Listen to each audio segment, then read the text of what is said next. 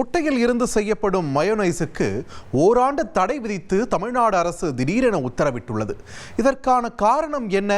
Mayonnaise அந்த அளவுக்கு ஆபத்தானதா? உணவு பிரியர்களே, உங்கள் கவனத்திற்கு. முட்டையின் மஞ்சள் கரு, தாவர எண்ணெய், வினிகர் ஆகியவை கலந்த மயோனைஸ் அதன் வழவழப்பு தன்மை மற்றும் ஒருவித சுவையால் சாண்ட்விச், சாலட் என்று அனைத்திற்கும் அசத்தலான காம்பினேஷனாக இருக்கிறது.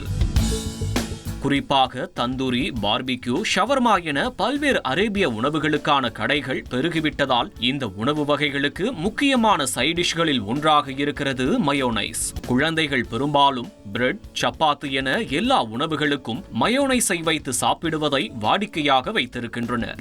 எனவே பெற்றோர் பலரும் கடைகளில் வாங்கும் மயோனைஸுக்கு பதிலாக வீட்டிலேயே தயாரித்து வைத்து பயன்படுத்துகின்றனர்.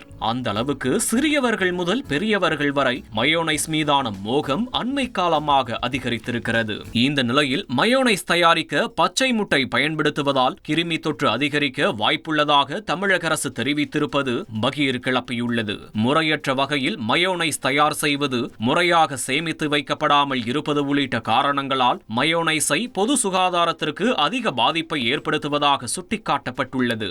இதன் காரணமாக உணவு பாதுகாப்பு மற்றும் தர நிர்ணய சட்டத்தின்படி முட்டையிலிருந்து தயாரிக்கப்படும் மயோனைஸ் வகைகளுக்கு ஓராண்டு காலம் தடை விதிக்கப்படுவதாகவும், பொதுமக்கள் நலன் கருதி தமிழ்நாட்டில் எந்த பகுதியிலும் மயோனைஸ் உற்பத்தி செய்வது, சேமித்து வைப்பது, விநியோகம் செய்வது, விற்பனை செய்வது உள்ளிட்டவைகளுக்கு தடை விதிக்கப்படுவதாகவும் அரசிதழில் தெரிவிக்கப்பட்டுள்ளது.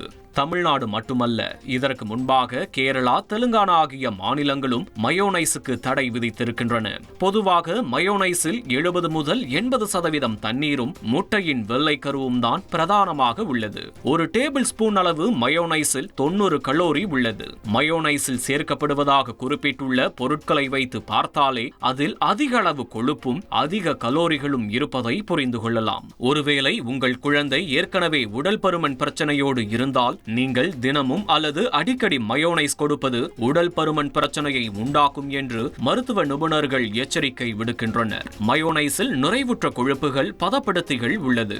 அதிகப்படியாக மயோனைஸ் உண்பது எடை அதிகரிப்பு, இரத்த அழுத்தம் மற்றும் மாரடைப்புக்கு வழிவகுக்கும் என்கிறார்கள். வீட்டிலேயே செய்யக்கூடிய மயோனைஸ் கூட முறையாக தயாரிக்கப்படாமல் இருந்தால் அதில் சால்மோனெல்லா பாக்டீரியா தொற்று ஏற்படும் அபாயம் இருக்கிறதாம். அதேபோல் அதிகபட்சம் 4 நாட்கள் தான் அதன் ஆயுட்காலம். நீண்ட நாட்கள் ஃப்ரிட்ஜில் வைத்து சாப்பிடுவது ஆபத்தில் முடியலாம் என்கின்றனர்.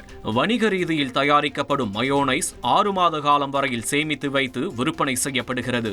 இதில் 65% எண்ணெய் மட்டுமே இருப்பதாக கூறப்படுகிறது. சால்மோனெல்லா பாக்டீரியாவில் சுமார் 2500 வகைகள் இருப்பதாக கூறப்படுகிறது. மயோனைஸால் ஏற்படும் ஃபுட் பாய்சன், வயிற்றுப்போக்கு, வாந்தி, மயக்கம், காய்ச்சல் போன்ற உடல் உபாதைகளை ஏற்படுத்தி உயிருக்கே கூட ஆபத்தை ஏற்படுத்தும் வீரியம் இருப்பதாக மருத்துவர்கள் எச்சரிக்கின்றனர்.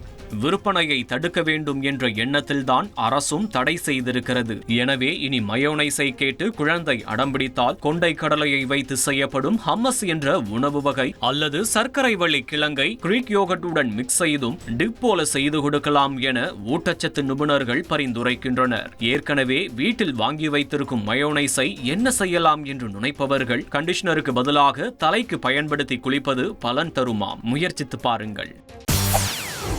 செய்திகளை உடனுக்குடன் தெரிந்து கொள்ள உடனே சப்ஸ்கிரைப் பண்ணுங்க.